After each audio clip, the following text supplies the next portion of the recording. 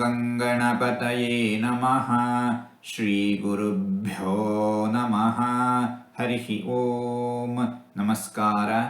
ಓಂ ಧೀರಾಯ ನಮಃ. ಜೀವಿಗಳ ಕರ್ಮಾನುಸಾರ, ಯೋಗ್ಯತಾನುಸಾರ, ಅರ್ಹತಾನುಸಾರ ಜೀವಿಗಳಿಗೆ ಧೈರ್ಯವನ್ನು, ಶೌರ್ಯವನ್ನು, ಶಕ್ತಿಯನ್ನು ಕೊಡುವವನು ಭಗವಂತ. ಎಲ್ಲರಿಗಿಂತ ಎಲ್ಲಕ್ಕಿಂತ ಹೆಚ್ಚಿನ ಶಕ್ತಿಶಾಲಿ, ಶೌರ್ಯವಂತ, ಧೈರ್ಯವಂತನು ಭಗವಂತ.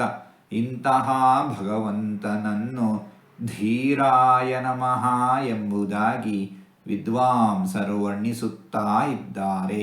ಹೀಗೆ 4 ತೊದಲು ಮಾತುಗಳನ್ನು ಆಡಿದ್ದೇನೆ.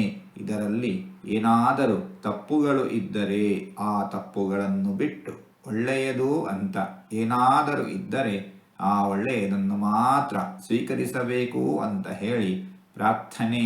ಈ ನುಡಿಗಳನ್ನೆಲ್ಲ ಆಡಿಸಿದ ಭಗವಂತನಿಗೇ ಸರ್ವವೂ ಸಮರ್ಪಿತ.